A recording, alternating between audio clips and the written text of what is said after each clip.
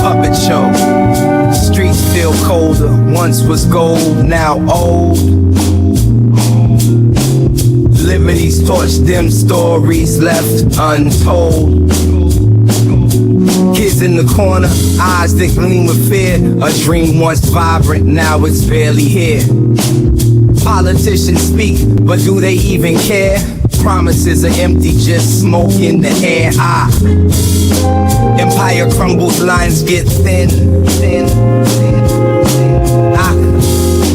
Policies bending, can't hold in. Corruption high, people sinning. Falling flags, the walls are caving in. Welcome to the Jason months. When in Rome they lace your blunts. The neighborhood's forgotten, dreams buried beneath. American promises broken like teeth. Songs of freedom echo, but where's the fight? Truth gets twisted, left lost in the night. Hands raised and voices raw, tears stream from coast to coast. We chase the American dream, but it's sold out at a price too steep. In these Jason months, we awake from the sleep. Welcome to the Jason months. When in Rome, they lace your blunts.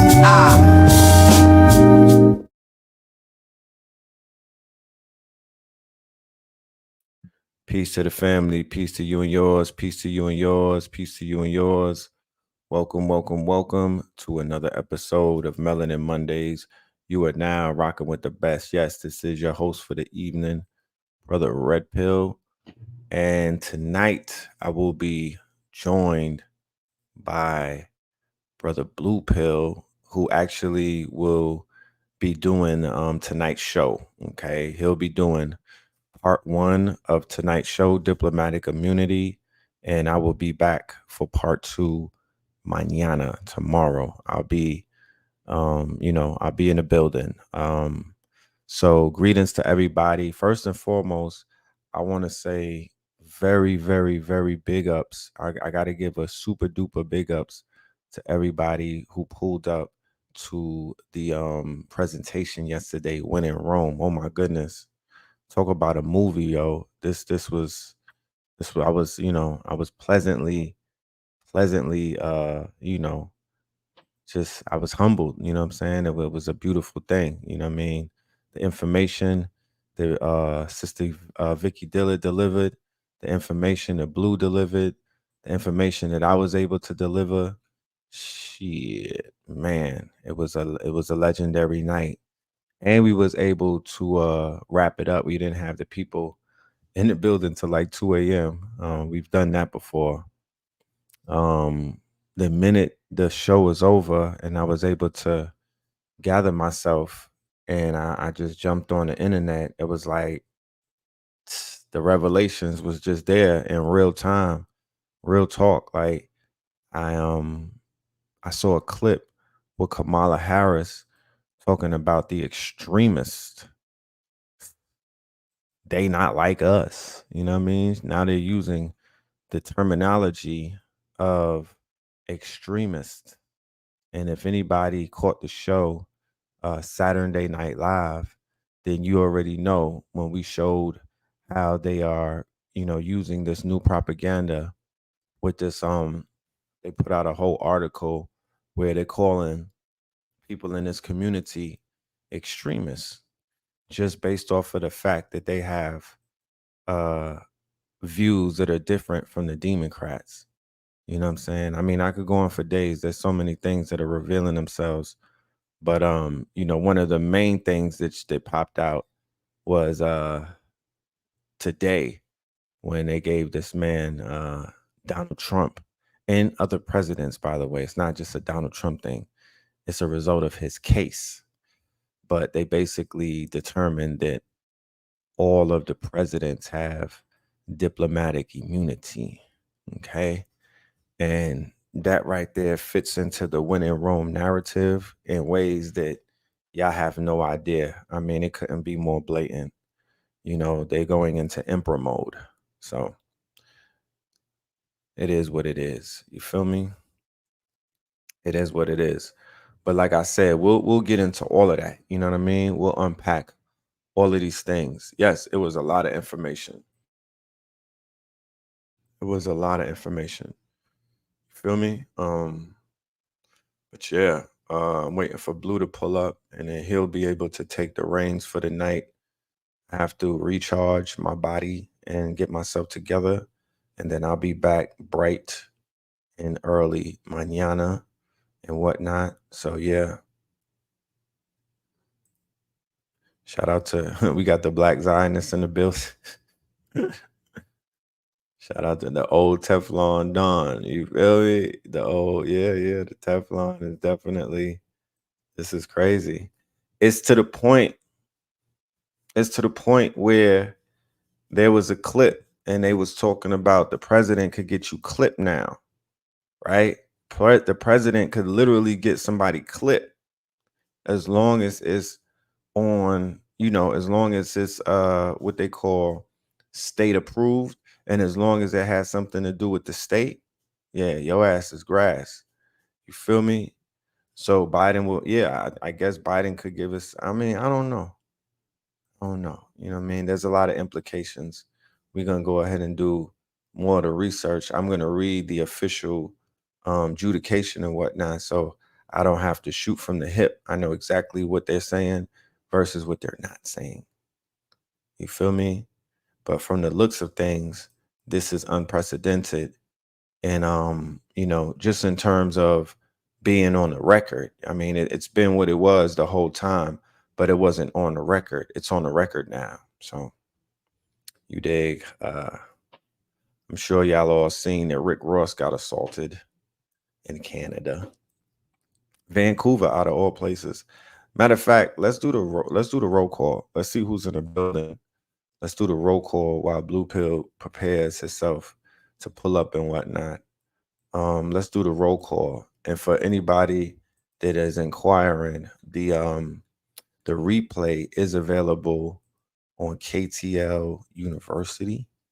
Okay, the replay is available on KTL University. And for anybody that was in class last night, please check your email. Okay, you'll have an email from KTL University, which will have a link so you can sign up for free and be able to view the presentation. Okay, it's available for everybody on the replay, and you good if you got your ticket. And if you want to get your ticket, then go ahead and get your ticket. You feel me?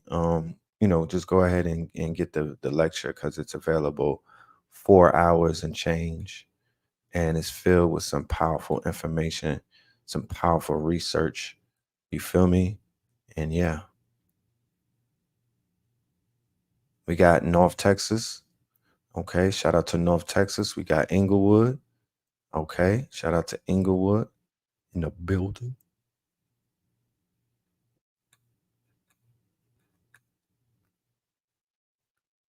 British Columbia is a very nice place. Yeah, allegedly. Normal, Lamron, and we got Riverside, we got California in the building, Seattle in the building, Detroit, Michigan. What up, dope? All right. Another Detroit.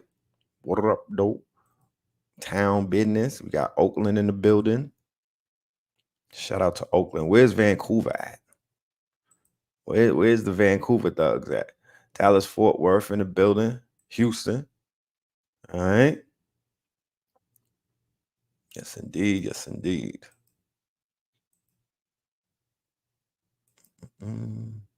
We got Belize in the building. Shout out to the Belize family. Spartansburg. Shout out to Spartansburg. All right. Houston. We got a problem. Houston. St. Petersburg. You dig? Thank you, Reese. Thank you for being there. I think Sunday, this was the best lecture for the year that we probably have done. So it just means that, we've been doing the good work and the people respect that. And, they are responding appropriately. So we appreciate y'all. Shreveport. Shout out to Shreveport. I believe y'all got an event coming up. The 50 Cent. I believe the what's the name of his event? That's coming up right before the 4th, I believe. No, right after the 4th of July and whatnot. So shout out to y'all. That should be major for your city. So without any further ado, ladies and gentlemen, let me bring in the host, the guest for the evening. And yeah, let's pull them up to the stage. Blue pill in the building. Peace. Peace, peace, peace. Peace, All peace. right. Peace, peace. What's good with you? I'm in the building. We in the building. Peace to the family. Peace, love, and light. Uh, Yes. was here a few hours ago. Felt like I ain't even leave. You know what I'm saying? So it's like it's We just an addendum, I guess. You yes, know, yes. because we woke up to some shifting pieces on the board. You know, they started Jason off with a bang, as With a super predicted. bang. Bang bang. They started Jason off with a bang. You know what I'm saying? So we're here. You know, we set the terrain and the territory. You know, um, wonderful soil bed, and now shit is starting to bud that quick. So the commentary, the insight, the observations are needed and necessary to keep in line with the conversation that was already started. That really, was amplified over here last night. For those of y'all that was in attendance, you could appreciate some of these headlines as they will be considered to be receipts in under 24 hours. Universe is giving. Like the youth, like the youngins be saying, the universe is giving. I'm just saying, you So know, and in its family, it's in alignment. Um, we have to separate, right, service, right, what you call showing up for service, with the fact that if you might see us pressing the screen more so in these 6 or 7 months, it's not because we're pressed for screen time. It's not a wanting of to be viewed or to be seen. Even it's answering a call out of necessity that there's going to be a lot more campaigning and commentary needed at this particular time. You know what I'm saying, to keep us up to date and abreast with what's going on. We are in the throes of the campaign season, and it's going to intensify. It's going to intensify from here. It's not going to slow down. So, as commentators, as journalists, specifically, myself, I'm really digging back into my journalist roots for this period of time, and I really want to stay on top of our reporting. Um, so you're going to see a lot more of me in particular on this program. Dealing with these political segments and this observational insight. I don't want to say because I'm very concerned. I don't want to use those wrong words and you know uh, uh, appear as if, yeah, there's a cause for alarm. There's a cause for concern. I would be lying to you if I said any different. So we're answering the calling. You know what I mean? Yes, the marathon definitely must continue, and we got to keep the lights on. Because we can't afford for nobody to, at this stage in the game, go to sleep at the wheel. right. It's a lot going on. For sure, for sure. It's a lot going on. Question: do you have on the back office? You got access to what you need access to? Um, no, I mean, I don't got access to the back office. I got access to it. I'm in the queue. You know what I'm saying? Right. Uh, that's the way that works. This is not Zoom. It's StreamYard, so Okay. it just operates in a different capacity. Um, but yeah, I mean, you in the building. You just don't want to have a conversational. You know what I mean? You're not on camera anyway. Nah, I can't do tonight. Mm-mm. Okay. Yeah. All So right. yeah, Yeah. get in your bag. I don't. We'll Yeah. Let me see if I want to screen share. How does that work? Present. Share screen. All right. Yeah. I mean, that's. I got access to that, and Should be good. yeah, I got to make the best out of that. Yes, As indeed. is. Yes, indeed. So, family, we'll be doing a part 2 tomorrow, and I will come through and add on to what the good brother has presented. You feel me? And yeah, yeah, give it up for Blue Pill, and let him do what he does naturally. Yes, indeed. Let's hear it for Greg. Give it up. The brother has been, working arduously to make these things happen. He's more hands-on the operational side of things. So I want to salute him. We didn't have a lot of time preparing and getting together this offering. So the brother does amazing work in tight, in tight pockets of time. And often that was it used to irk me, getting thrown into the gauntlet, but it's made me a better journalist. It's made me more responsible, and I tend to even operate at this time of my life under pressure a little bit better. So yeah, I wanna definitely salute the brother and say thank you for your work. You know what I'm saying, for holding things down. But now I guess bro got a little head. You know what I mean? You got to take a little rest, recalibrate, and rebound and recharge for this road ahead. So I'm gonna hold it down tonight. We're gonna do a Melanin Monday, and I'm gonna merge it with the metaphysical Mondays, the moon days that I normally do on my IG, and we just gonna let it rip. You know what I'm saying? So I'm getting to my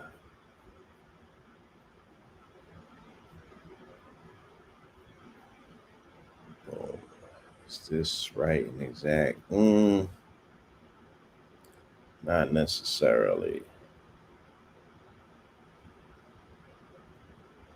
All right, just give me 1 second, y'all. I gotta port some of these articles over that I came across this rising. So yeah, it didn't waste any time.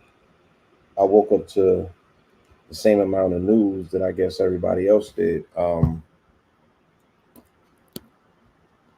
it again, yeah, the timeline wasted no time. Right away,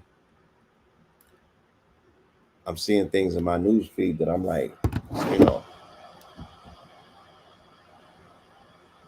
it was yeah, it was just speaking to the fact that we had crossed over into the month of July and things were gonna start being intensified. So the timeline was taken over by the story about the Supreme Court and the Supreme Court's ruling pertaining to Donald Trump's immunity. So let me just attempt to explain it for those that may not understand exactly what was taking place. All right,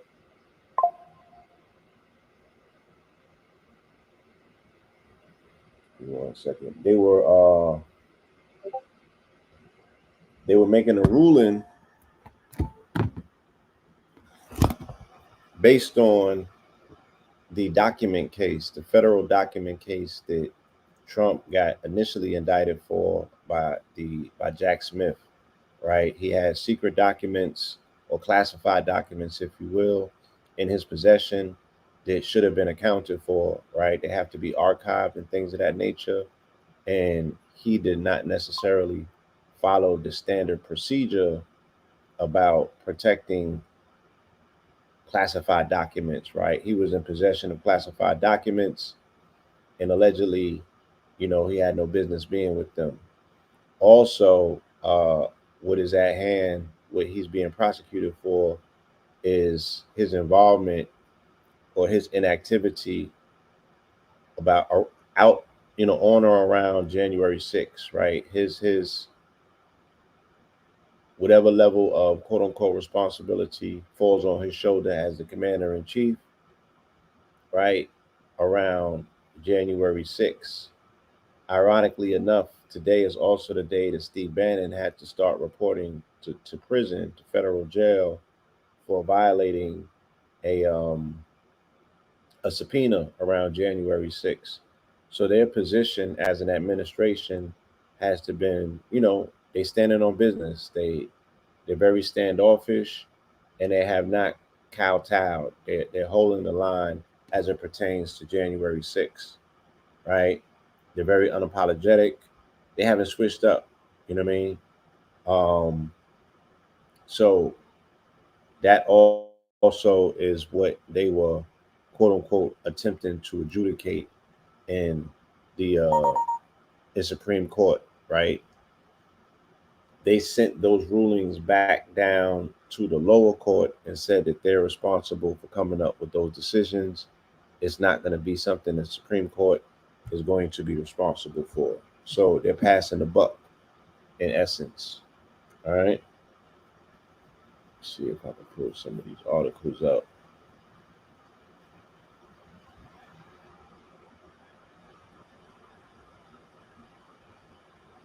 Okay. Get some of these articles ready. Yeah. So the Supreme Court, ironically enough, the majority, the conservative contingency of the Supreme Court, Trump was responsible for putting them in office. So, of course, you already know what time it is.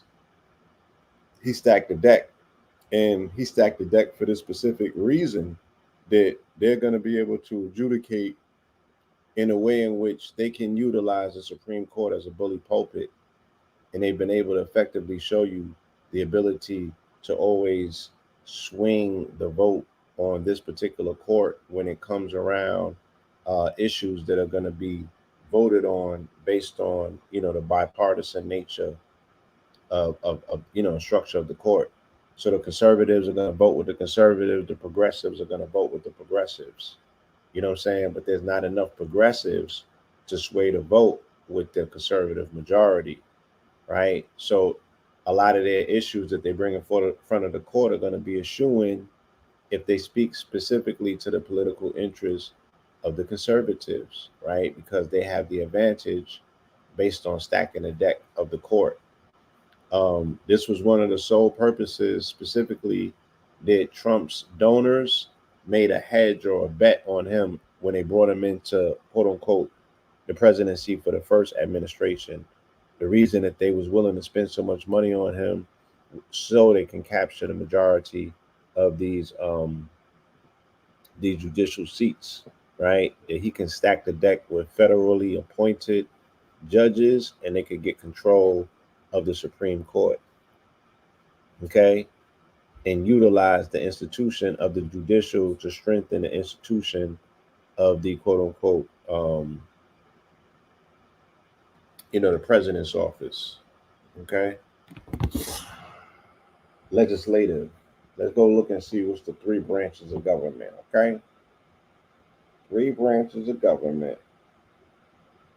Go back to school with it. Three branches of government. Right? How can you hijack a country? Is it possible based on the checks and balances? Right? What if you get 2 out of 1? So you got the executive, you got the judicial, and you got the legislative, right? So once they snatch up the executive and they utilize the quote unquote judicial to influence the legislative, right? If they got a Republican led Congress with a Republican presidency and the judicial is mainly Republican, then they're running a 3-card Monty. And this is the quote unquote future that they are laying out or detailing that they're saying that we're heading into. This is what Project 2025 is about, how they're going to successfully lay out in the first 180 days of a second Trump presidency, how they are going to literally put together, a theocracy, right? And that document, that 999-page document, is, the way in which they plan to go about doing that, right? So let me just read something very briefly about what took place today and the precedent that they set with this particular court. Now, mind you, bar none, if we could just speak about two of the main conservatives on the court. We can go into other justices and speak about how they're compromised, but just two of the main ones. You have Judge Alito and you got Clarence Thomas, both of which have been found, to be complicit with accepting money from super donors that they have not claimed on their taxes, right? They haven't been responsible in saying, we got this bread from these donors. How do we know that that money didn't come with any concessions? How do we know that no money came from underneath the table? How do we know that you're not for sale, period, if you're showing the willingness and the ability to hide these things at such a minor level, just for you getting treats and tricks? And they fluing them out and shit like they're IG models, and their IG models on a different level, because shit is just pimpery on a different tier. So they're very complicit. Judge Alito was found flying the American flag upside down in front of his home, which is a flag that's a distress signal that is used by the quote unquote, the contingency of people that you found comprising the coalition of January 6th, right? I don't necessarily, how can you say that someone this judicial is anti government? Then what government are you speaking about? Right? Is this a question, again, that goes back to the republic versus the democracy? Is this the quote unquote real Americans taking back America from the fake Americans? Hence the fact in the movie Civil War, they ask, what kind of American are you? Right? Because that's a whole nother, that's a rabbit hole conversation that I'm sure that some people may be familiar with and others may not be. But the signs are definitely telling and they're pointing to the fact that yes, the Republicans are definitely standing up to reinstate the republic. You know what I'm saying? And they want to reconstitute the republic and institute it, you know, at this nation under the republic for which we stand, and they want to put it under God, right? But one has to ask, is your version of God their version of God? When they say God, you just can't take that for granted that that what they speaking about on the surface, it might be a different version that they are invoking, right? Which is the etymological definition of the word God is to invoke and to pour libation, right? So who are they libating and sacrificing to, and what and who are they invoking? You feel me? With these particular sacrifices, is it the God of your God, or is it that one God guy that you keep telling me about? Which one is it? The same guy that the master and the slave answer to? Feel me? So yeah, a lot going on politically, but let's take a look at what's being said in terms of diplomatic immunity for the commander in chief, the commander in chief.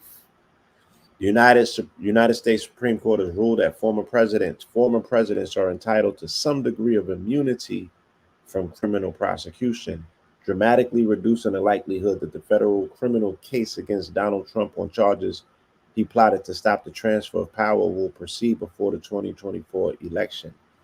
The court's conservative majority, which Trump helped create, found 6-3 that presidents were protected from prosecution for official actions that extended to the outer perimeter of his office, but could face charges for unofficial conduct, right? In that case, presumably will never see the light of day. All right. And we'll just read just a little bit more. All right, because we love speaking about double and triple and quadruple standards. And it's like, damn, can somebody tell Obama like all of this strength came with the presidency? That nigga might want to run again. Knowing what he now knows about the power of the office of presidency, you feel me? He might want to motherfucking reconsider and get back up in there and get some of these goddamn powers that he never tapped into. The U.S. Supreme Court has ruled, okay, we did that. All right. Trump is accused of overseeing a sprawling effort to subvert the 2020 election, including 2 counts of conspiring to obstruct the certification of the election results, conspiring to defraud the government, and conspiring to disenfranchise voters. Now, knowing what we know, seeing what we've seen, and I don't want to take the political position of even having an opinion in the matter. Um, I remember being appalled at what I was seeing on January 6th as an apolitical observer. I ain't have no pony in the race necessarily. I'm just looking at this shit and observing a double standard. Then I'm like, if those was melanated protesters, the National Guard would have been called. You know what I'm saying? They'd have scraped the floor with every last one of them. They would have called it really an insurrection and dealt with it. Like Red said last night, how they dealt with protesters. They were protesting, police massacres. You feel me? But they didn't have none of that energy. It was none of them approaches. And I just felt like that was the day that democracy died, that the whole world saw what a farce it was and the double standards that exist, you know? So regardless, I know that the job primarily of a president, of a leader, of a commander in chief, if nothing else, they have that bully pulpit because they're supposed to restore order. Here's the fact that it's the commander in chief. You know what I'm saying? The commander in chief presumably also is the highest officer in the land. So you supposed to be a super cop, not policing the planet and protecting democracy in other places that are not your own backyard, but specifically standing on the principles and the ideals that construct a sound society. Now that shit might sound like some fly jargon, but these are the principles by which they say that this thing exists and that we are, held together by, and that, this is the shit that we put our hand on our heart allegedly to pray to in this goddamn country. So when you see the things that are not in line with that, and it's so obvious, then yes, as a responsible citizen, you should be compelled to question it, because that's also one of your commands. That's also one of your charges that's written in said constitution that many of people have bled for. And look, again, if this is not your cup of tea and you're part of your conversation, then what are we even talking about? Why are you telling me to vote? Right? We all have some aspect of a civic duty to uphold, some whatever aspect of society that we want to hold intact, or that we want to improve upon, or that we feel needs improving. You know what I'm saying? You got to have some skin up in the game to some degree. You know, this is still the place where we got to raise our babies, bury our parents. You know what I'm saying? Feed ourselves. You feel me? It's just it won't work just to have a total dismissal of the political process altogether. We have to be involved to some degree. To what degree is it's on us, right? That's where the decisions kick in. You know, what aspect of this lifting are you willing to do? But to do none whatsoever, that's not going to work going forward with what we've seen, with what we're looking at, right? I and one has to question, what I'm saying, the malleability, the culpability, and like, God, let's talk about it. Like, is this nigga for sale? Can he be manipulated? Is he for sale? Right? Or does he have his favorites? Because it be starting to look like this nigga really got it in. Like, it's starting to look like Trump must have, what I'm saying, in one of them boxes where he got secrets. He move around like he got God's secrets in one of them boxes. And God is compelled to do things for this dude that makes it look like he divinely intervenes on his behalf every chance he get. He looks like he's favored by God. So if he's building out a cult, right, and these people are actually looking for a leader, and they be like, show me a sign, God damn it, yes, it won't be hard for him to have these people do any and everything that he wants them to do, because he damn sure will be coming across looking like, you know what I'm saying, he got a messianic get out of jail free card in his back pocket somewhere that he jumped in the DeLorean and snatched up in the future and brought back here. Because I mean, look how he has these situations configuring around him to show him promise and favor. And we know what sort of dude this is. You know what I'm saying? We know what sort of dude this is. We know what team he plays for. But I'd be damned if he doesn't keep this narrative interesting. You know, every time that you think that they got him, here comes another layer of Teflon. So what we do know is that in a few days he will have to go back to Manhattan to be sentenced. And I think that we left off on our lecture here the other day. And again, knowing what we know about the fact that this is no longer a presidential campaign and he's not a presidential candidate. This person is running as a cult leader for a contingency of citizenship in this country that really want to take it all the way there. They want to take it to the tilt. They feel that they ain't got nothing to lose at this point, and it's deeper than rap for them. You know what I'm saying? It's deeper than rap for them. And they got their guy, and it looks like from all signs that he's a shoo-in, right? That he can literally just walk into the White House at this time.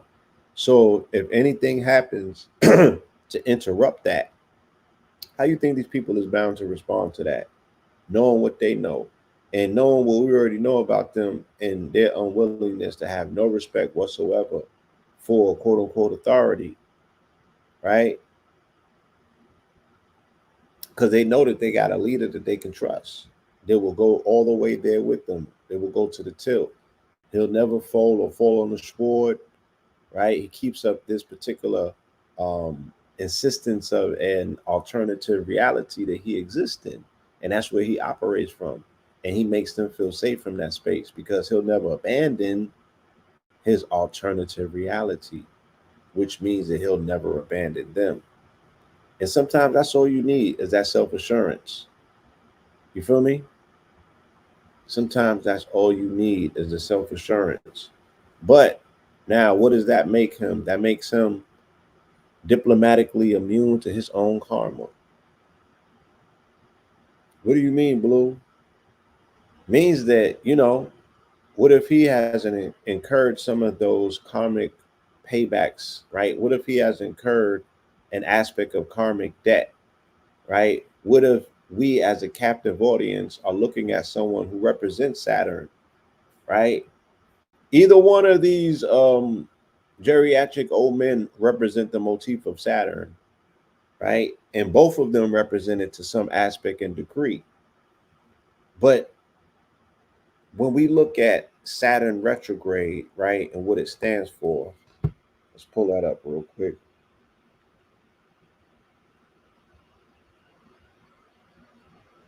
And then we look at what he's currently going through. The sixth sign seeing karmic retribution during Saturn retrograde.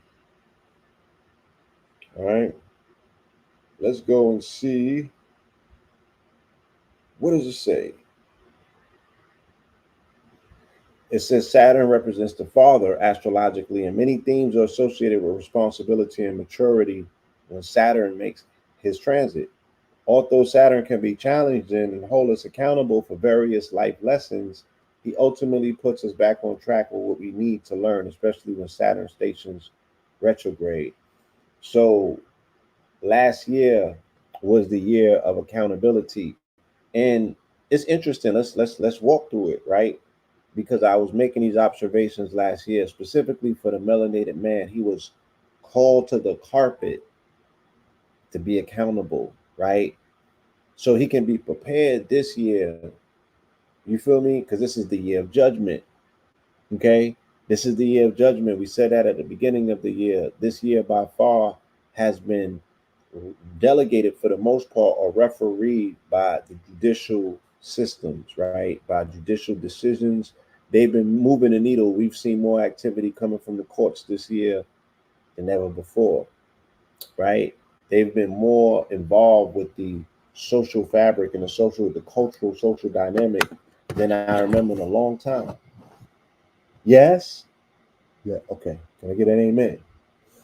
So the accountability factor, we saw it start last year. It started with Will Smith first. Before it started with Diddy, it started with Will Smith around the end of August, early September, right? He was the first one that got called out and got called to the carpet. You feel me? He didn't respond too well. And the trajectory after him, it almost replicated his deflection or denial, right? And then I see him come out last night at the BET Awards with a new song. He was in the pits of hell. Literally, he emerged out of the underworld in a circled fire, coming out of hell, emerging like Hades, right? Doing what? He appeared to say, it was almost like it was a contrition rap. He was apologizing for some things that we don't know yet what he's apologizing for, right?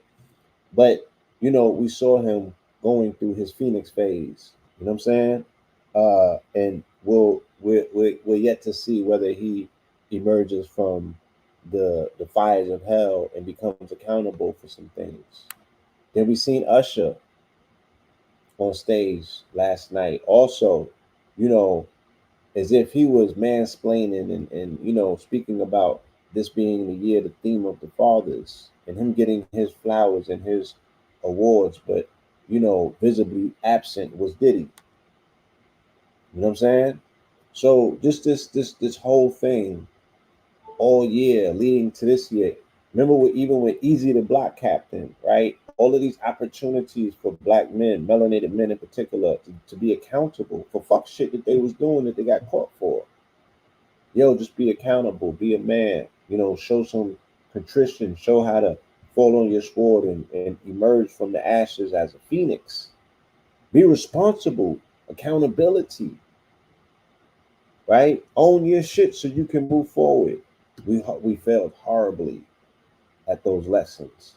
And now Saturn is in retrograde, right? And the karmic cycle is here to deliver, to give. Okay? Oh, we got a troll in here. How you do this? How you do this? How you do this? Anyway, I'm gonna talk about. Yeah, you forgot about Diddy that quick, huh? All right.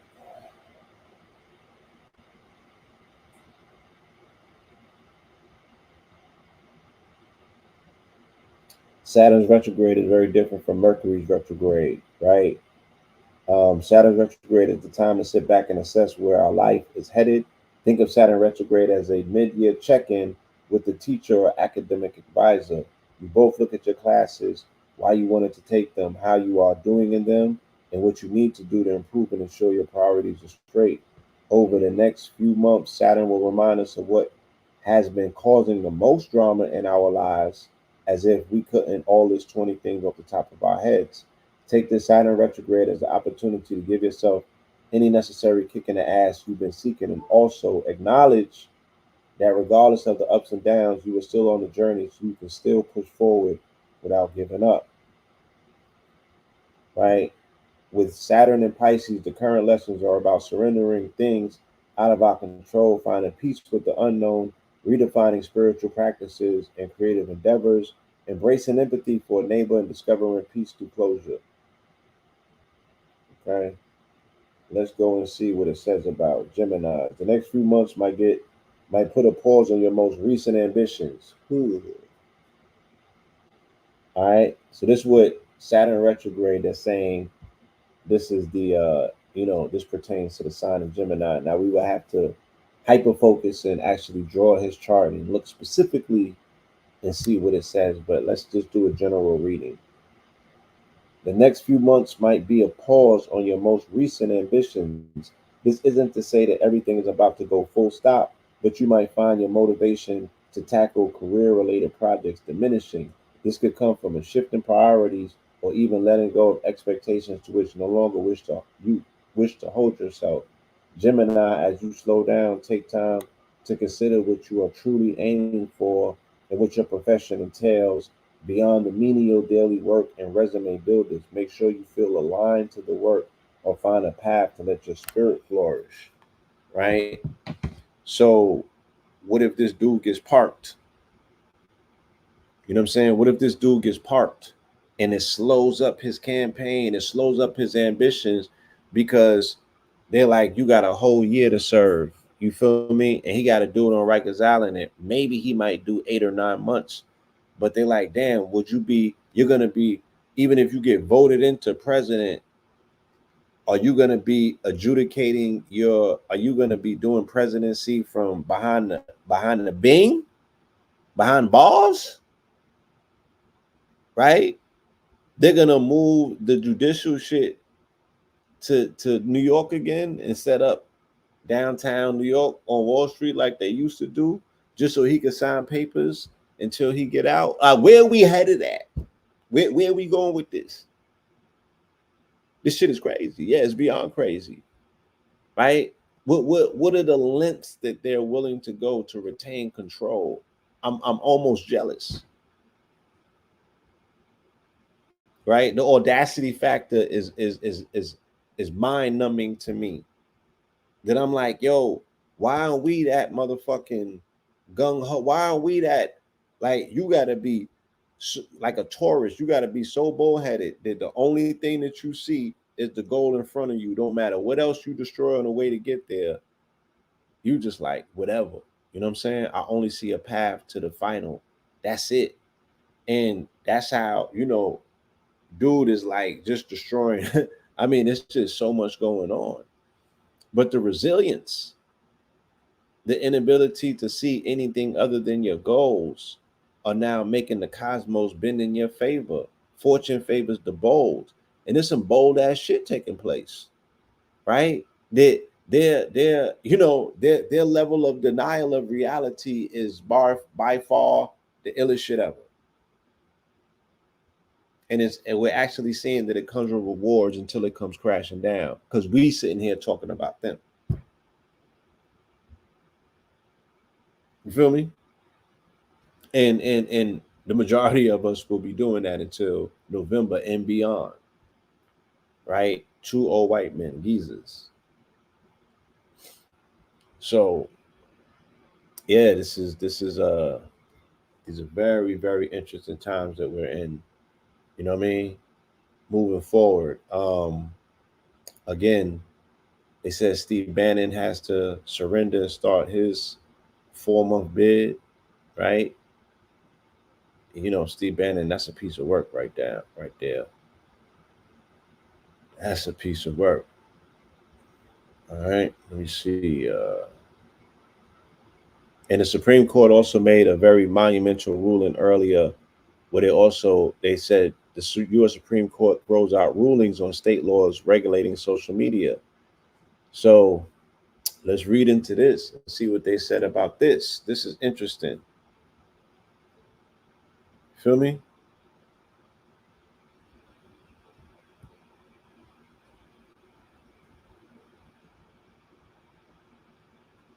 Yeah. Like I said today, Bannon reported to start serving his 4-month bid in federal prison. I think he's in Danbury. He's in Connecticut somewhere. So that's like a club fed, right? The U.S. Supreme Court on Monday threw out a pair of judicial decisions involving challenges to Republican-backed laws in Florida and Texas designed to restrict the power of social media companies to curb content that the platforms deem objectionable, right? The justices direct the lower appeals courts to reconsider their decisions regarding these 2021 laws, authorizing the states to regulate the content moderation practices of large social media platforms. tech industry trade groups challenged the two laws under the U.S. Constitution's First Amendment and limits on the government's ability to restrict speech. The ruling came on the final day of the Supreme Court's term that began in October. So today was the court's final day, right? And they dropped these bombshell rulings, but they also said that the states are not responsible for content moderation on social media, right? And it's funny that the social media companies are able to take the state and the government to court, but the individual, which is the user of social media, can't take the social media company to court for the same rights that now the company is battling the government for. This shit is crazy. You know what I'm saying? This shit is crazy.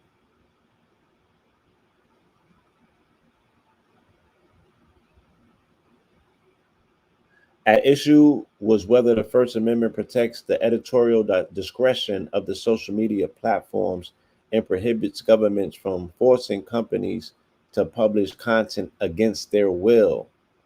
The companies have said that without such discretion, including the ability to block or remove content or users, prioritize certain posts over others, or include additional context, that their websites would be overrun with spam, bullying, extremism, and hate speech. So the social media corporations are what? They're petitioning the courts and the states to say we have to have the right to fact check, to block different content from being posted. You know what I'm saying?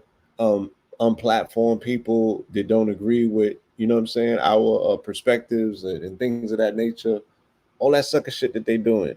You know, all of the shadow banning and things of that nature. So a lot of this stuff is blowing up in their face, and hopefully there'll be more litigation, hopefully more class action suits, so we all can get involved, you know, and start pushing back against these corporate tyrants who you know, they out here wilding, right? They out here wilding with their bully pulpits. You feel me?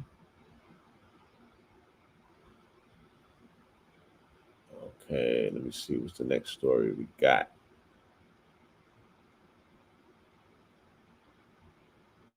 Because it was definitely, again, it was an active day in the last day of the Supreme Courts.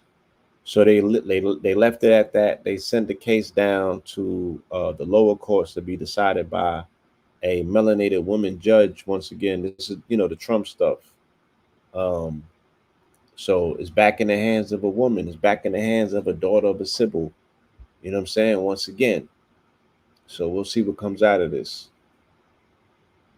See what comes out of this. Let's see what else.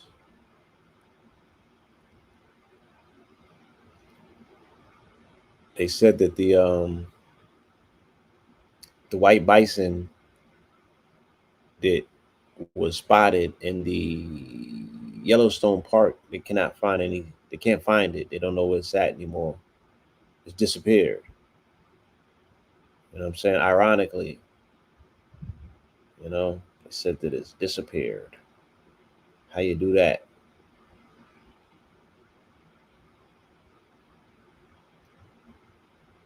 Right?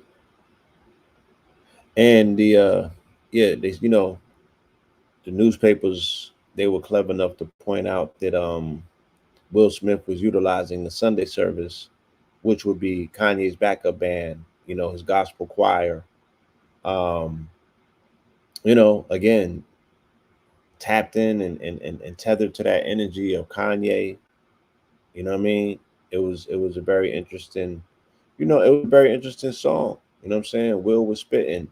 You know, if we sit back and we look at what's about to take place, um, this resurgence of 80s and 90s icon era hip hop artists, you feel me, is something that we're looking at. LL is coming back with an album.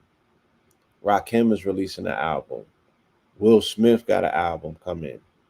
You know what I'm saying? And I'm sure that I'm leaving some folks out. Um, yeah, it's a lot of people that's throwing their hats back in the ring, and they're making. Oh, Eminem got an album coming back out. You know what I'm saying? And these artists are, it's almost like they're getting back into art, and it's not for play. Like they're doing this for their legacies. You know what I'm saying? Some of them are throwing their arms out, throwing their shoulders out. You know what I mean? To not just get back in the game and present a project, but they getting back in the game. They competing. You know what I'm saying? They getting back on the battlefield with it. You know what I mean? To be considered one of the ones. So it's just a very interesting place right now that the music is at. And the redemptive quality of the music, for Clips. Yeah, Clips got an album coming. You know what I'm saying? The artistry, the music, the fact that when these individuals want to redeem themselves, when they want to resurrect themselves, when they want to atone, when they want to reborn themselves, they come and they do it through the medium of music. Yesterday was the 7-year anniversary of the 444 album from Jay-Z. A very monumental offering to kind of signal what post 40 rap can sound like, right? It's almost like he created a genre that still, it may struggle to produce more children and more spin-offs, but at least he set the precedent of what a post 40 album should sound like and look like. And that within itself has allowed the lights to remain on. And it's honorable in this 50th year of hip-hop to see a lot of these integral artists, hip hop commercially for the most part, specifically and especially with Def Jam, this shit started with LL. You know what I'm saying? It started with LL. So to see LL coming back with a resurgence, with bars, I saw who did I see him partying with him? Oh, okay, so it was Daytwan. Shout out to my brother Daytwan. He is the publisher. He was the editor in chief of Vibe magazine. I think his name is Daytwan Thomas. If I'm, anyway, Daytwan showed on his stories he ran into LL at the YouTube Liar Cohen uh, dinner that they had the other day, and I guess he wanted him to listen to the album. They was out in LA for the BT weekend, and it looks like it appears, and they did an album listening. And I saw some of the content online on his page. Um, and yeah, LL just I seen LL in concert last year, so I already know LL is hella lit. Like he's like hella lit. When I say like he's an energy god. Like he's super youthful. Like he's super lyrically vibrant. Like when he do hip hop, it makes him younger. You could tell that. Like whenever he performs, you could tell that it takes years off of his life. That's how enthusiastic and energetic he was. He performed 2 times that night, and each one he had an hour set. That's how many hits he got, and he wasn't standing still 1 second during his set. He was bouncing all around that stage like he was 19. You feel me? So to see him come back with a ferociousness and a vigor, I remember when he ran into a brick wall over at Def Jam, dealing with Jay-Z when Jay-Z was president, and Jay-Z wasn't allocating the budget for him that he felt was respectable. And they had, they bumped heads because they got a history. I remember the same thing happened to DMX when he was over at Def Jam, and he wanted to throw in the towel because he couldn't get Jay-Z to budge. So what is the path forward for some of these artists? Some of them, again, they're artists, so they got to make art. Some of them they're like, we don't want to hear from such and such, and it might be that way now. You know what I'm saying? It might be that way now. Everything is subject to change. Like Drake can't find a way out. You know what I'm saying? He's stuck in a maze, he's just resurfacing and just shuffling in that one maze, hitting that one wall. He's in a corner somewhere, just stuck. He can't find a way out. I'm sure at some point, nah, I'm not sure. Um, maybe, maybe there's a way out. You know what I'm saying? Um, maybe there's a way out. Maybe not. I don't think that people will want to hear from Diddy again. But maybe there's a way. I have no idea. These dudes are Scorpios, so it's almost like this is going and fitting perfectly into their mythos, and maybe they just may emerge as the anti-heroes because you know what I'm saying. Every graphic novel needs one, so just never know. Just never know. Um, but yeah, I look forward to hearing the projects. I heard Rakim on a song with a few other artists, and he sounds sharp. He was dropping balls. I was like, okay, I want to hear more. You know what I'm saying? I want to hear him on some exciting production. I don't want it to feel like it's the '90s. Like, give me something a little more introspective. Go somewhere where you haven't gone before. Take us some place where we haven't been. Rakim. It's yeah. It's been enough. It's been a long time. It's been enough time. You know what I'm saying? So I look forward. You know what I mean? To being shown something totally additional, and hopefully it's not him going backwards. Like, I don't need to hear him with Benny the Butcher and them chopping the bricks. Please, not in your 60s, rocking. Not in your 60s. You should have get that shit off he was with Drake. Please, don't do it. But yeah, he has an amazing project coming.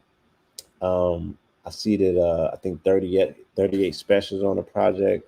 Planet Asia's on the project. I think Black Thought I saw should be on the project. A bunch of people. You feel me? A bunch of people. Look, Missy's going back on tour this year. You feel me? There's a lot going on in terms of the resurrection and the restoration of artistry in the 50 year going into year 51. It's bright, it's vibrant, and yeah, the culture is very expressive. I caught some segments of the BET thing last night. I'll reserve my judgment. Um, what would you say, baby? My baby says a mess. Yeah, Lauren Shabuzi, and who else? Oh, Ti daughter. I was overwhelmed with like joy. I don't even know her narrative. My lady be sharing it with me. You know what I'm saying? I caught on mad late, but it was just something that was so lighthearted and innocent about it. And then I saw the future in her. I was like, she's gonna be a good artist going forward. Hopefully, you know what I mean. The industry is kinder to her. You know what I'm saying? Than they have been to other women artists. Um, hmm?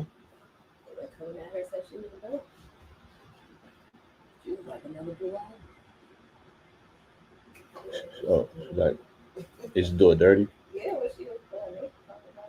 It's talk about it. Yeah. So yeah. So hopefully she has a thicker skin or what have you.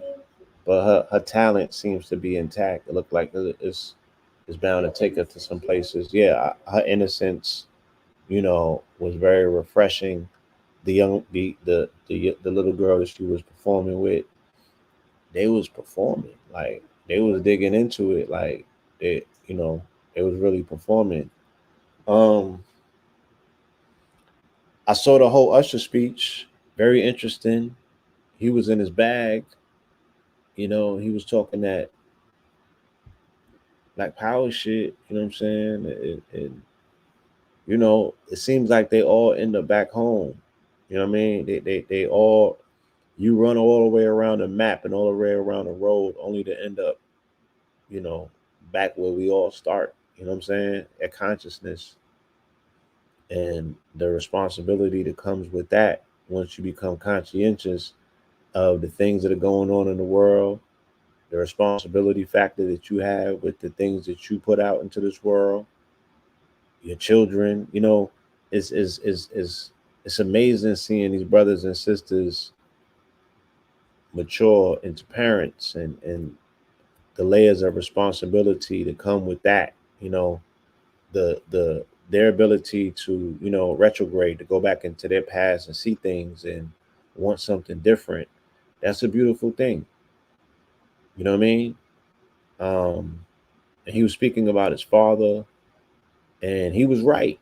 You know, imagine the maze, imagine the landmine that as a melanated man you have to navigate in this country, and one mistake can cost you your freedom. One mistake can destabilize you for a period of time that can be one of those critical periods of time, during your child's personal development. It could affect your child forever.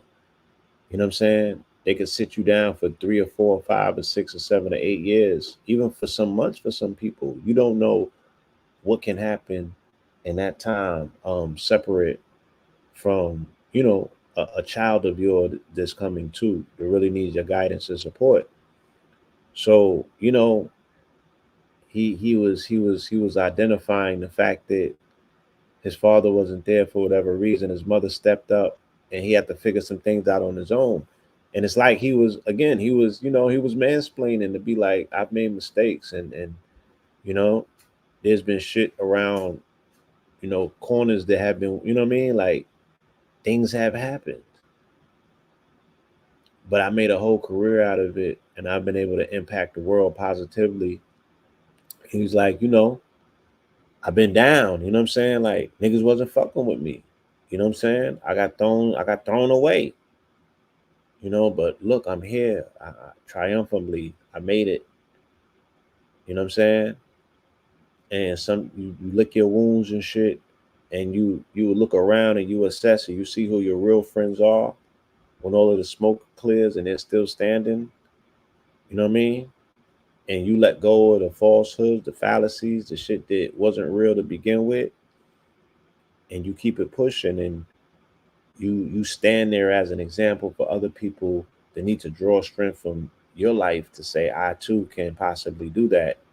And you know going forward, how does somebody speak to the talent amongst our children, and you know convince them that it's going to be all right? You know what I mean? How do you positively look into the eyes of some of these children and reinforce the fact that they got talent, and their talent can take them to heights? you know where do you direct them to? Where do you direct them to? You know what I'm saying? How can you positively direct them to a path of success that totally helps them steer free of these demons that are going to be waiting along the road? Or is that just part of the game that we're just not going to be able to get away from? And it's unfortunate, especially again when those demons look like you. And the penalty should always be off with their head. And that shit don't happen. You know what I'm saying? It don't happen in the corporate industry like that. These people are once again on some Trump shit. Criminals with immunity, diplomatic immunity, demons with diplomatic immunity. Feel me? And the Bible says it's gonna be hell on earth. So maybe they got diplomatic immunity down here, right? Yeah, it's their domain. Yeah, my baby said it was hell on BT. Everybody was in hell. Everybody was emerging out of hell. It was just hell colors everywhere. You know what I'm saying? That's what, Lauren, she brought some of that roots and that Irie energy through there. You know, y'all have a tendency to think that she's a little long-winded. Was any of that given to y'all? Like it looked to me. I'm like, damn, is that verse in her son's song, or did she do that as a freestyle on her her son's song? Because that was one hell of a. It was like 64 bars, y'all. That wasn't a 8 or a 16. She took 64 bars in the middle of that young man's song and was rapping that shit hella quick. Like it was really 100 something bars she was trying to get off. And I'm like, damn, you know, The youngster, he wanted to do it. He got to do his thing. He got a bop. You know what I mean? And I think that they look wonderful together. That was such a knowing all that she's went through, all of the challenges. Once again, all the shit that the industry throw at you, and you know the plans that it has to crush, contort, and destroy you, and the fact that she has arisen and brought it full circle. You know, just to even see her still to be able to share a stage with Wyclef, that within itself is triumphant. You know what I'm saying? Because they went through a very tumultuous period when they initially broke up. Um, but yeah, you know, all of that triumph, all of those trials and tribulations that she's been through, for her to emerge triumphantly with a son, you know, with a hit song, with a bop, you know, with a whole vibe along, you know, to go with it, man, that's some beautiful, that's poetic justice. A young Marley at that, you know, her being able to merger her DNA and her passion and her lyrical activism, right, with a Marley. Because let's be clear, she got bars. When she's spitting, she's spitting. Okay? When Lauren is rhyming, Lauren be rhyming. She's rapping, y'all. She was spitting last night. Yeah, she was on her Vaughn Benjamin Midnight shit. She was chanting. She wasn't just spitting. She was chanting down Babylon. Remember, this is the woman who went to the Vatican and set it off. Let's be clear. Then she got hit with the IRS charges. Good, yeah, she got on her Sybil bag and went to the Vatican and owned the Vatican as only the Vaticans can, as only the Sybils can. She did that, right? And the IRS is tethered to the Vatican. They're one and the same. So they attacked her with their own instrument to sit her down for her defiance as a Sybil. Same way that they did with Sinead O'Connor, as you know, her rendition or version of a Sybil. Okay. So yes, that was very good to see. You know what I'm saying? Her supporting the artistry of her son, her showing the next generation, and her still having something to say, still having bars, you know, still having the passion and the fervor, you know what I'm saying? To again throw her ring in around and that, you know what I'm saying? Pete Rock is coming back with an album as well with Common, right? There's a whole resurgence, and I'm sure I'm possibly missing somebody else, right? LL's coming. Rakim is coming with an album. We see Eminem, you know, for whatever, you know, better or worse, whatever that, you know, he's coming with another project. You know, just making note of the people that's returning with projects in this year 50. And they're all doing it for legacy. You know, none of it seems to be recreational or routine. They all got something to prove. They all got something to say. And yeah, that keeps the art and the craft fresh and renewed. Yes, so Common and Pete Rock are coming with the project. You know what I mean? And it slaps. It should definitely slap. You know, I think Common is one of the ones when it comes to lyricism. I mean, straight up. You know what I mean? Let's just be honest. Um, who else?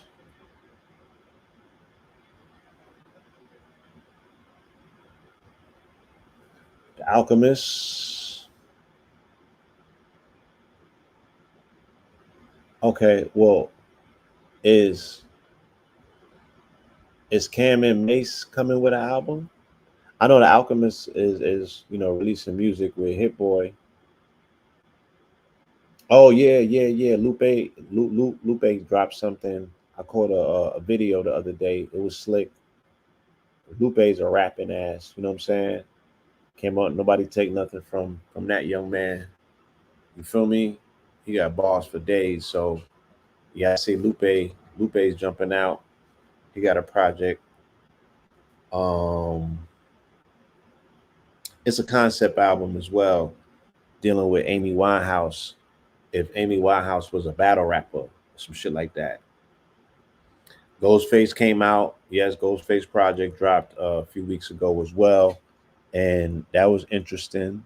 You know what I mean? I caught some of that.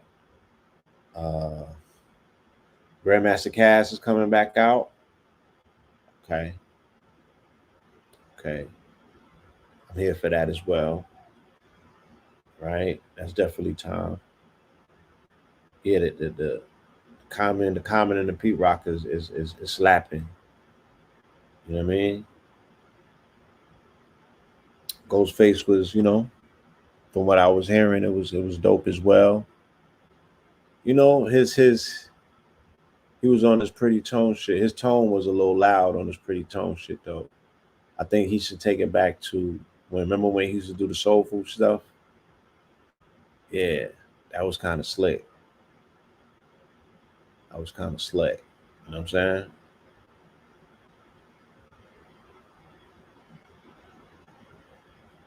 What else? I feel like I'm missing one of these rappers that I was like, oh shit. I mean, RJ Payne. Let's get that man his props out the gate. You know what I'm saying? let's just clear the air right there and just put that on the record, right? RJ Payne, Hellraiser. I have not caught the entire project yet. Caught some snippets, but I already know. You know what I'm saying? With him, it's a go. It's sure shot, right? Can't miss. You feel me? He don't miss. It's not gonna happen anytime soon. So that's a sure shot right there. Um, Somebody wants me to comment on the Rick Ross situation. With all due respect to a blogger named Tisa Tells, I did see a segment of hers recently, before I jumped on here. So what I heard, I'm gonna be a little bit tainted by. Um, and what I heard her reporting is that these individuals who jumped Rick Ross have ties to a local Hells Angel gang out there in Canada. You know what I'm saying? And we know from the Family Matters video, that Aubrey be getting mixy, you know what I'm saying, with these folks.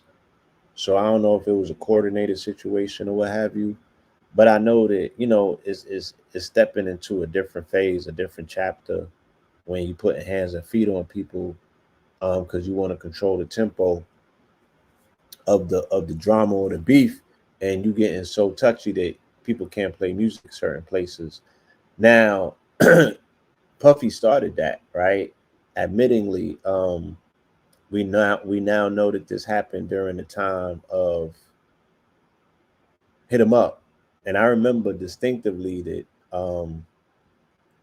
New York DJs cannot play Hit 'Em Up, right? Or they put hands and feet on you, right? I remember this. You would have to go to Harlem or the Bronx because they ain't really wasn't jacking big like that. So you would hear the music up there, but you would not hear it in Brooklyn, right? They was putting hands and feet on people, and I'm like, that's a control opposition. It's like that's not really right. You're not allowing the real true expression of the energy and the sway of the battle to express itself if you was suppressing a wave. And that's what Bad Boy did with Hit 'Em Up. They suppressed the wave in New York, and they made people go against their own personal interest. The people was like, that shit is a slap. Let me listen to it. I like it for whatever reason that I like it for. And they're like, nah, we not going with that. And then he used his, company relationships as his bully pulpit, where he told the radios and the DJs, if you play that, if you play that song, you ain't getting no more Bad Boy records. You know what I'm saying? And that was a no-go. So he shut that shit down. You know what I'm saying? Now we fast forward to this situation where, they're regulating what could be played in what region of the planet because certain audience might be touchy and take it as an affront. And now you got these European gang members putting hands and feet on a melanated rapper. And Rick Ross gotta hold his own. You feel me? You should you should be prepared and take precautionary measures when you're going into somebody else's territory thinking this shit is sweet, right? So that's something that he has to personally wear. What are you paying security for? What you got an entourage for? You should not have been caught slipping. That's on you. You know what I'm saying? But at the same time, you know, it's just not a good look. You feel me? Because it proves everything that's being said about dude, that he's not from the culture. He's not one of us. He's doing goofy shit, and you're really seeing who he side with. The next thing you know, he just gonna pop up with the Mossad and just keep it. He's gonna stand all the way on business, and they're gonna show you what time it is. You fuck with him, you fucking with us, and that's really what this is about. You know what I'm saying? It should have been that from the door though, so people would have known what they was dealing with, instead of all of this goofy facade shit that has to fall by the wayside. Now you looking at what it is. Now you see it for what it is, right? His recent music collaborations. What's that lady? What's that girl name? Camilla Cabela. Yeah, you know, he partnered with this self-avowed racist. You feel me? To make the latest cosplaying music that he made that was not hitting at all, that didn't stick at all. Yeah. After all of this shit, he gonna come back with a Jamaican accent and it not stick at all. It just fell flat. So he contributed to this artist's project, and the shit fell flat on his face. So the Drake effect is no longer there. The stimulus package is worn off. You know, the sentiment has changed. The tides have turned, and now he's really showing his true hand. You feel me? But the people still might not get it. It's okay. It's okay. It's gonna become painfully obvious. You know what I mean? Like, yeah, so I don't take any pleasure of seeing any melanated man, regardless of what capacity that they're in, be beat upon by other individuals. I don't like seeing it when it's done from us to us. I don't sit there and watch those videos. I don't watch fight films and shit like that. With especially, yeah, you know, they be sitting there watching the ghetto fights and all of that with the shorty. I don't do none of that stupidness, right? So I damn sure don't want to see no goddamn Nazis putting hands and feet on melanated people, calling them niggas. Right? That's not the form of entertainment. Again, that I hope to wake up during the first day of the Jason months and see on my phone, but that tells me specifically, gives me a clear indicator of where we're heading, especially in this country. Right? Let's talk about it. So, Oklahoma school chief says that the Bible in the classroom order was inspired by Trump. Okay.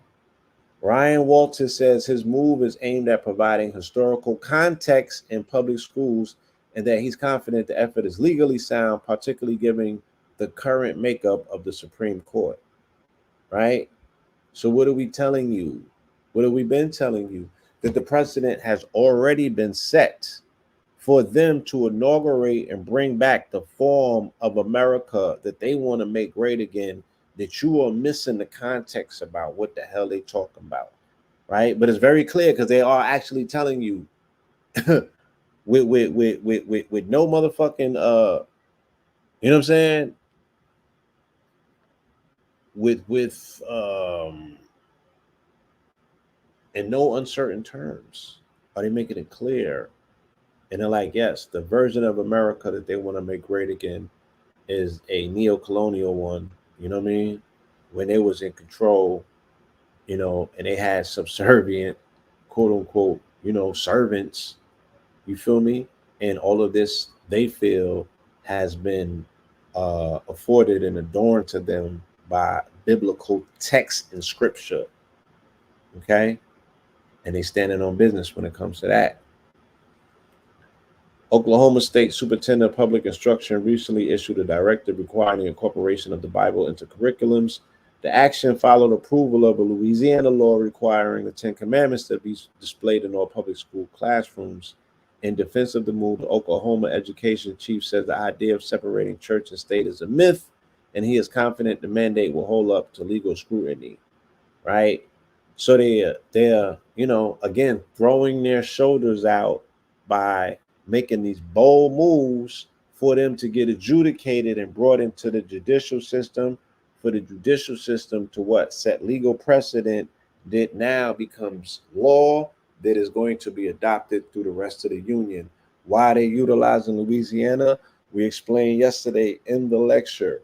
In 1803, when the U.S. acquired Louisiana and the Louisiana Purchase from Napoleon, they also acquired the Napoleonic Code, which was based on Roman civic law, which now allows them to implement maritime law on the land, which allows them what, to create codes, ordinances, statutes, and all of the other statutory law that they utilize to supplant common law, which allegedly really is the one that's tied ecclesiastically to the quote unquote Bible, right? That's common law.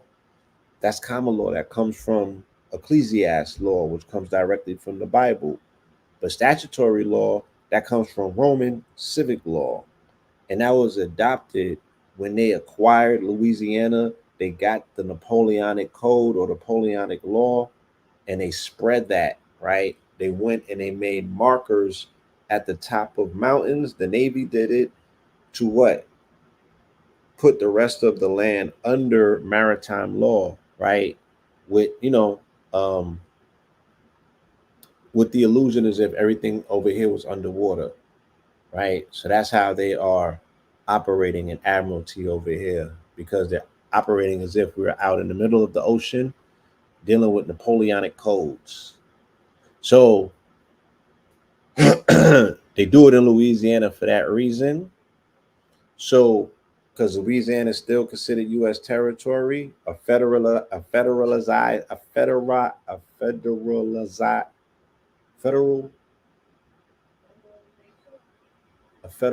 zone. Let's just leave it at that, right? And they're adopting it, spreading it, right? So, homie from what, Oklahoma said, I'm picking it up because Louisiana did it, right? It was birthed through St. Louis on the delta of the Mississippi, and now it becomes distributed through the rest of the land, right? And they have already put their people in place in the judicial to ratify this as quote unquote law. You feel me? And this is before any administration comes in January and pushes Project 2025. It already started. It already started. You feel me? It already started. So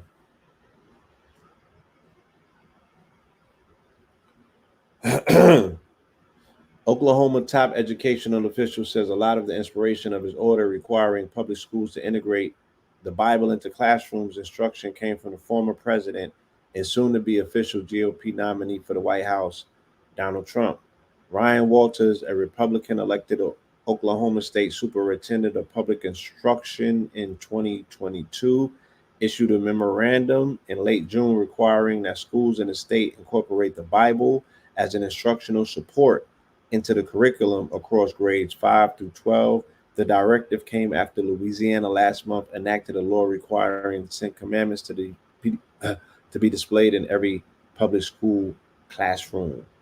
Walters' move marks the latest chapter in a long-standing American debate over the relationship between religion and public schools. It also may be met with a legal challenge. The Freedom from Religion Foundation, for example, a nonprofit that aims to promote the constitutional principle of separation between church and state, right? But Walter says he feels very comfortable should a legal battle ensue. The 39-year-old, who has seen his profile grow amid the numerous culture wars taking place within the world of education, previously faced criticism for comments tied to the Tulsa race massacre and has also backed a proposal for a minute of silence for prayer or reflection in schools, along with an effort recently halted by the Oklahoma Supreme Court to establish the nation's first publicly funded religious charter school. People can be offended, people can be bothered, But what they can't do is they can't rewrite history, Walter says in defense of his Bible related move. This where we at, right? Yeah, and they're rewriting history as they go along. Because once again, and I showed and proved on this program, or maybe not this program, but on my live plenty of times, that this country was not founded, the founding fathers were not Christian nationalists or evangelicists or even Zionists. They were Christian deists, you know, they were Christian deists. And a deist is more like a humanist. They're more like like the conscious community, if you will, you know. They believe in the fact that, you know, there's a supreme force in nature. And let me I'll read the definition. We'll get into it right here. They don't believe in Jesus as a deific force, only as a prophet, right? What does being a deist mean? Someone who believes in a single God who created the world but does not act to influence events. The deists of the 18th century invented their own natural theology, like Jefferson, Lincoln could best be described as deists, right? So the founding fathers was not none of them things that they talk about, according to quote unquote what they was on. If that's the script they want to run with. Oh yeah, believe in a God who ain't gonna do shit, right? They like it's on you to do it. I mean, you gotta push the needle. You gotta press the line. He ain't gonna stop and intervene me from putting this motherfucking lasso on you and putting you in the field. Ain't nobody gonna intervene on your behalf. You know what I'm saying? And we got shotguns and rifles for anything and anyone that thinks they are. That's what they meant by that. Right? Believing in a single God who created the world but does not act to influence events. Deist writers denied the continuing personal involvement of God in creation. The deist God assumes no control over life, exerts no influence on natural phenomena, and gives no supernatural revelation. That's what these folks believe, right? Or that's what they came over here with. That's what they set this shit up with. You know what I'm saying? So don't attempt to switch up now because it's no longer in your favor and you want to ensue a quote unquote culture war and use woke as the scapegoat. Because that's exactly what they're doing if you read Project 2025. Right? They want a physical, they want an all-out war on woke, even if it comes to a physical one. Feel me? And they're utilizing these culture wars, they're scapegoating these culture wars so they can actually get at folks and, you know, finish what they started. Because they feel like the control is slipping and they feel like it's now or never. So be mindful, you know, be assertive, you know what I'm saying? Let's look at this last story before we tap out for the evening. It's been a wonderful time that we've been able to spend. Christian warrior trainings explodes as church put faith in guns amid a surge in violent attacks, but some congregants are worried, right? Let's read this. Sheepdog Church Security, founded by Chris Maloney in 2014, is one company that trains volunteer safety and security teams to protect houses of worship while keeping faith at the center, right? You want to be open and welcoming and so forth, and yet provide the safety and security needed, he told the Idaho Statesman. So those of us who do carry firearms, we do so on a concealed basis. We have the protection we need, but yet we are not abstentious about it. Abstentiatious. The number of parishes signing up for Maloney's training has surged as religious institutions increasingly come under the threat of violent attack in America. If you just Google church security, there'll be 100,000 hits, he said. The program offers a manual on safety drills for churches and helps build out what many call safety ministries, a combination of armed and unarmed volunteers ready to respond to emergencies, be it a medical case requiring CPR or a shooter in the building. In Tennessee, one church held active shooter training for church pastors, and in Houston, spiritual leaders started getting security training after the Lakewood church shooting. Leaders at Clays Mills Baptist Church in Kentucky have also organized a security conference. Idaho, in particular, has seen a significant increase in these teams, with residents reacting to threats against churches nationwide, right? One would want to remind them about Dylan Roof and what he went into a church in South Carolina and did and killed 9 people, including a U.S. quote unquote senator. Nobody talks about that. You feel me? Nobody talks about the church that was bombed in Alabama with them 4 little girls that was quote unquote killed. So again, this Christian nationalists and evangelicals, where does it stop? Like when does church stop becoming the house of worship and prayer that's supposed to be holy and sanctified and comes under the protection of the creator? When does that stop? You feel me? When do they put the Bible down and put the white hoods on, you feel me, and get to killing other Christians? Make it make sense, right? So, you know, they're saying that, and increasingly, I must say, yeah, there has been an uptick in incidents where people have been running down on whoever's standing at that podium and they getting right to it. They stabbing them, they shooting them, they putting paws, hands and feet on them. They doing the most. And a lot of it that they're not explaining is people coming back and expressing their anger because of the trauma that was ensued by the church. If you go ahead and, you're responsible for abusing all of these people, and you don't take no accountability and no responsibility for your actions, it's very easy to play the victim and to get security after the fact. But who is security for them children? What security you going to get to protect them babies against the sexual deviants that hide behind a cloth in the houses of worship around the world, right? Around the world. So you have a lot of nerve. And then today we saw them drop the trailer for Gladiator 2.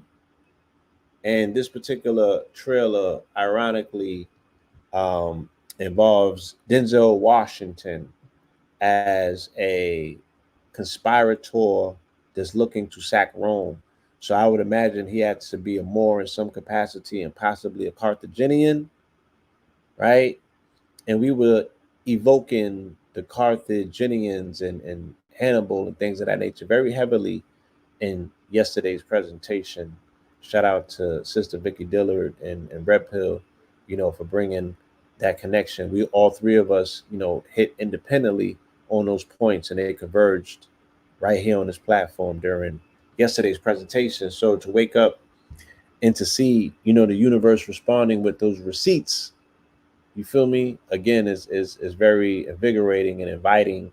You know what I'm saying? When your work can be acknowledged by the cosmos, or you can be compelled, to continue with confirmation. You know what I'm saying? So again, thank you to the universe. Thank you to the cosmos. You feel me? Thank you to the audience.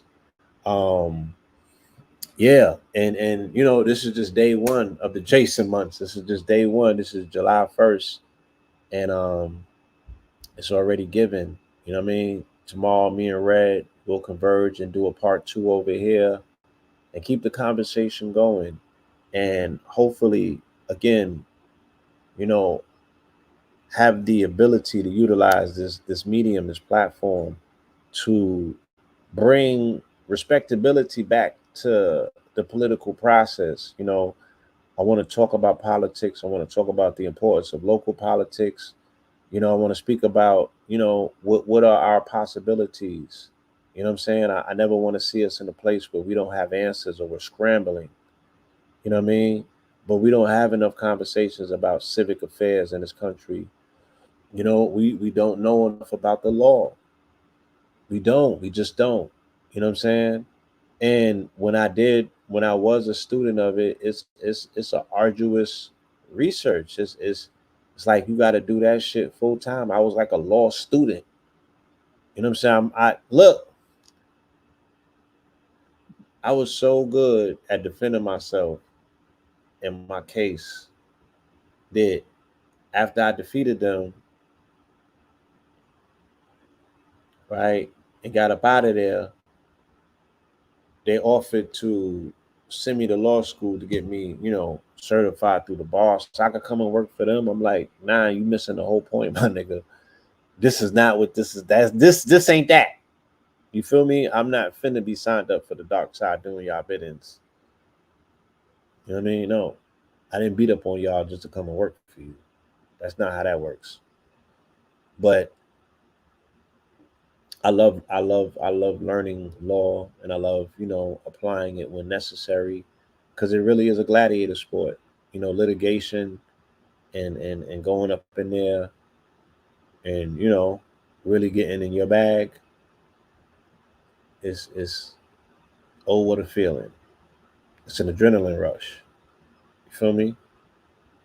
But I digress. Again, I want to say thank you, and we are going to be back tomorrow with a part two of the presentation. I have my slides together, and it'll be a tighter presentation, a tighter delivery.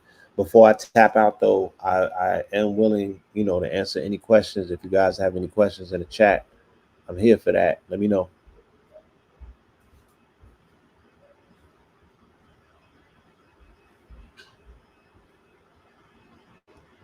Oh yeah, absolutely. I gotta tap in and see what damage Barrel has been doing to the Caribbean. Even we'll even do a breakdown on what etymologically barrel is, what stone that is, and what is that evoking. You know what I'm saying? So to the family in the Caribbean, this in the pathway of barrel, you know, um, take care of yourself. To the family that's on the Floridian coastline, be aware of the signals. Huh? Barrel is yeah. Let's look it up now. Beryl is a protective stone that I actually remember them saying in the book might even be part of the breastplate. Like that's what beryl, but I think it's just called another name. But I'm about to find out right now. Beryl meaning is greenish, a transparent pale green, blue, or yellow mineral consisting of silica or beryllium and aluminum. Let me see. Was beryl in the breastplate? Beryl biblical breastplate. All right, let's get it. Beryl is the rendering and the authorized version of the Hebrew word tarshish, a precious stone. Jewels of Tarshish. Translated, okay, topaz. All right, let me find out. The first stone in the fourth row of a high priest breastplate is beryl, right? Beryl might also be called topaz. I'm gonna find out specifically.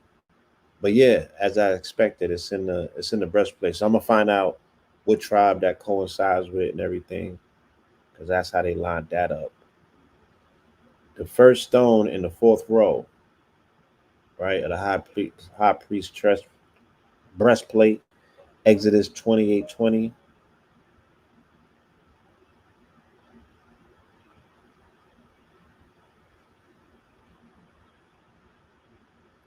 Yeah, some suspected to be the golden colored topaz, chrysolite. It was the first in the fourth row of the high priest breastplate mentioned in the foundation of the heavenly. It's mentioned in the foundation of the heavenly Jerusalem. What I was speaking about yesterday, I think, in my sermon, when I was telling them that heavenly Jerusalem is a cube, of which the cubits are 144 cubits, and they laid that out in Revelation, right? But yeah, beryl, it kind of looks like citrine, the royal citrine, baby. Yeah. And it's also falling under topaz, or chrysolite, which is the modern peridot. Mm. It's a bunch of things, right? But it comes up as peridot, It comes up as topaz, but it's also called Tarshish.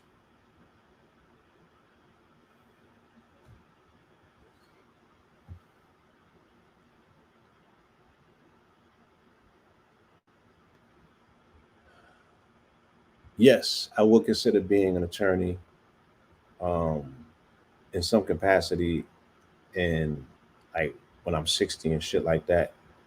If we have a conscious community Supreme Court, I want to be on that.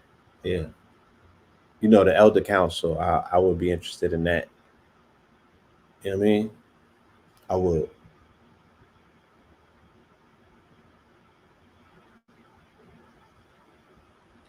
Terrence Howard got cooked. I didn't see that yet. I will sit down and check it out. You feel me? It's painful, but I'll check it out. You want to run for state judge? I would want to help support that. You know what I mean? Because again, as I'm looking into politics, it seems almost impossible not to engage it to some degree. I'd rather do it at a local level. You know what I mean? We need to find these small towns and tie them down and really influence the local politics of these towns. And that's kind of like, shit, we ain't got no choice at this point. We gotta have to do something. And that makes the most sense. But yeah,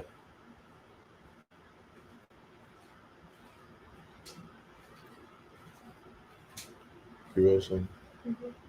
Yeah, I'm gonna check the Terrence Howard out, and I'm gonna approach it with an open mind and attempt to be as neutral as possible, right? But I know what they were going to do. I don't know if they are successful at executing it, but I knew how they was gonna come for this brother, and I knew that it was coming, at any minute. And yeah, shout out. We're gonna have these on the Cosmic Dust site as well. You know what I mean? We got that good thread, that good naga, that good stitch on that good naga. You know what I'm saying? Huh? Yeah, check us tomorrow. It'll be up there by tomorrow. We got some other flavors up there right now, but this Aztec print that'll be up there tomorrow. The Naga Aztec. You know, yeah, yeah, it's tough. You know what I mean? We just been exploring. I got the hemp one here. We got the hemp. You know what I'm saying? Keep that functional fashion going. You know, National Asiatic Galactic Association. You know what I'm saying? Just to give us that connection to the cosmos, especially for us to understand, the serpentine nature of electricity and that Naga energy. You feel me? That for those that are not terrified when it comes to that serpentine energy, because it has been castigated by the book. The Bible made it sound all bad and everything, but don't let them fool you. The Vatican, like Vicky said, the shit is dealing with the serpent divine as the seers. You know what I'm saying? Serpentine energy is just dealing with the conductivity of electricity up the spine. That's that conduit that the information flows on. Uploads and downloads, uploads and downloads, uploads and downloads. The wise serpent. Okay? Everything is just not the God and the devil and positive and negative. Like everything serves its purpose. Everything is alchemical, which means it's transmutable, which means it's usable, right? You don't got to throw nothing away. Everything's recyclable, family. All right.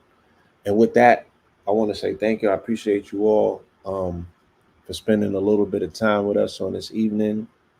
I, I wish I had my stories a little bit more structured for you so I could throw stuff on the screen. I like sharing visuals and shit like that.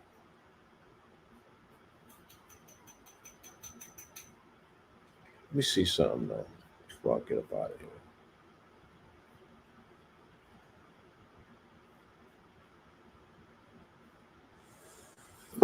Back to back, do you like that record? And yeah, and I think that because it's the accountability factor once again for melanated men in particular, and I'm not going to rule all of us out. I just we become too cool to make mistakes. We become too cool to be accountable because nobody wants to look a particular way.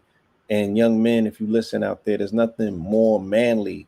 You know what I'm saying? There's nothing more of a sign of a man than one that knows when it's time to take responsibility. That you know that no situation is bigger than you. So you like, yeah, I fucked up over here. I made a mistake over here.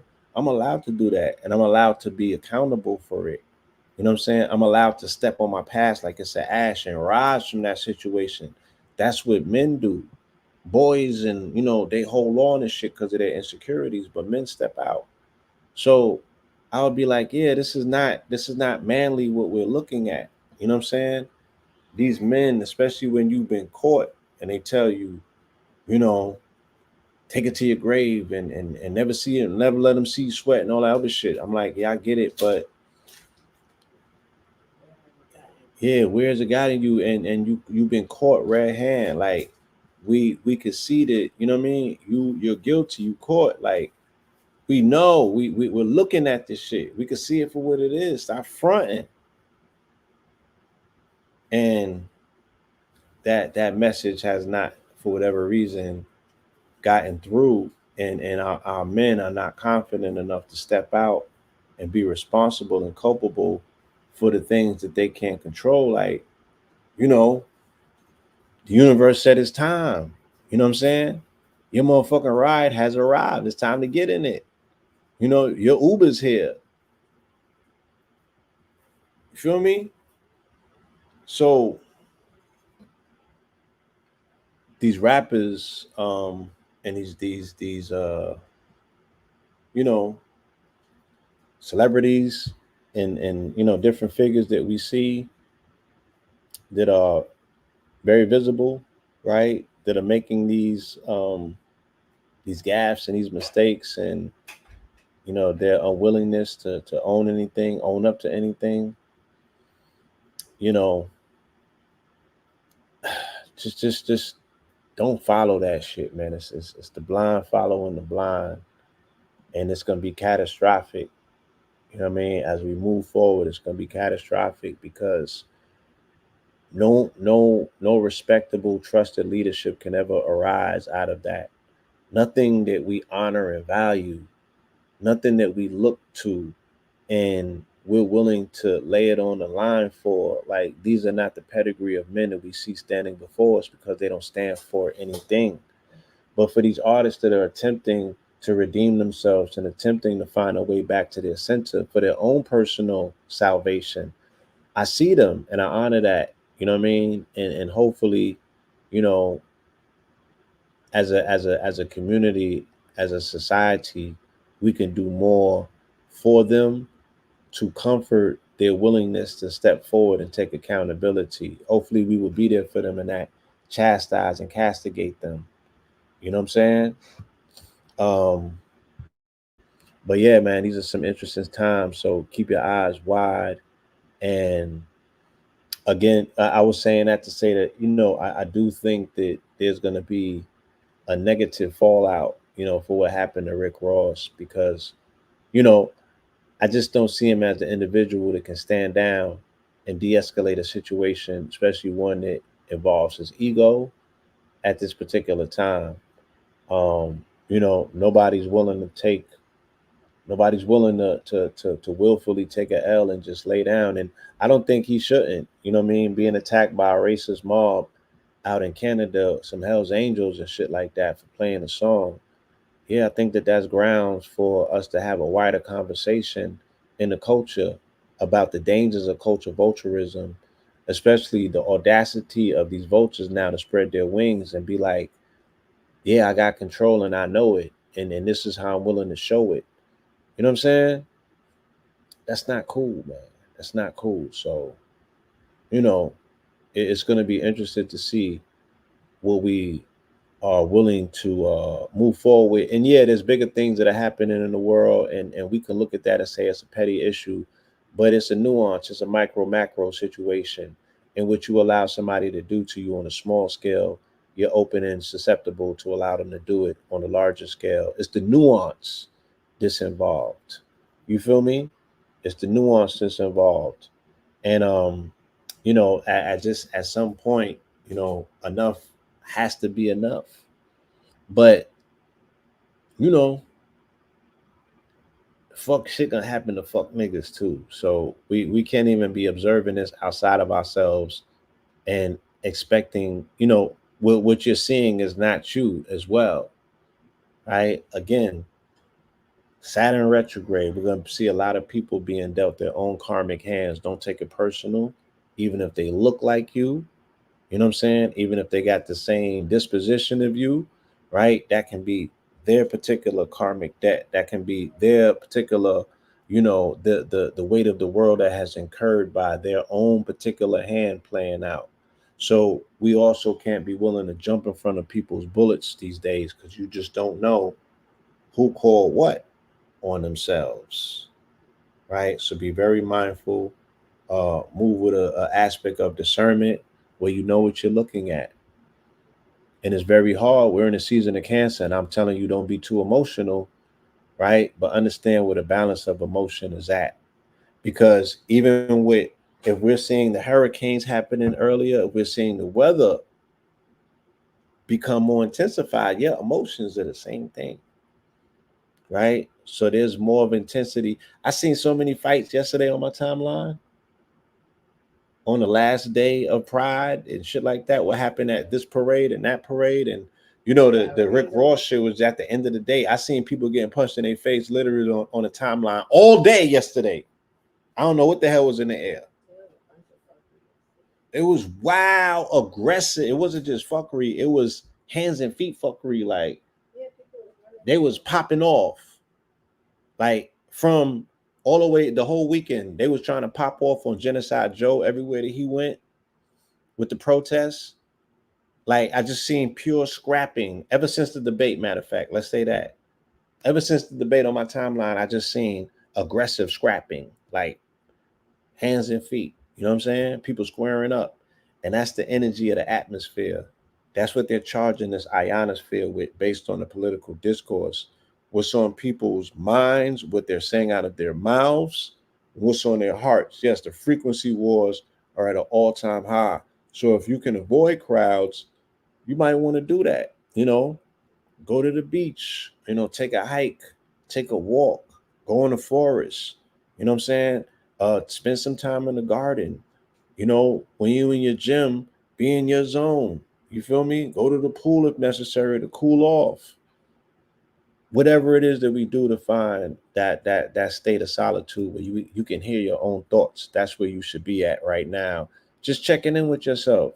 Just do a temperature check and see how you are receiving and being receptive to all of these energies and all of these things that are being thrown your way. You know what I mean? I have a tendency to wake up a little bit earlier now, know that I don't feel so comfortable about Genocide Joe having nuclear codes. I get up a little bit earlier now. Just a little bit. Just a little bit. You know what I'm saying? I don't sleep as comfortably no more.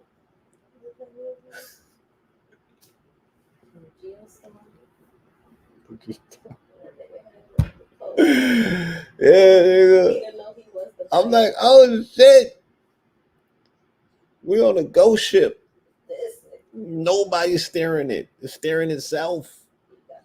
We're in the middle of the cosmos and nobody's in charge, y'all. Yo, hold on, finally. Chat GPT's running this shit, y'all. I'm so through. Y'all remember in So Clean when Snoop Dogg got too high on the mushrooms and died and nobody was flying the plane? Nobody flying the plane. The plane. The plane. The plane is flying itself. Get your oxygen mask first because it's going down. And with that, peace, love, and light.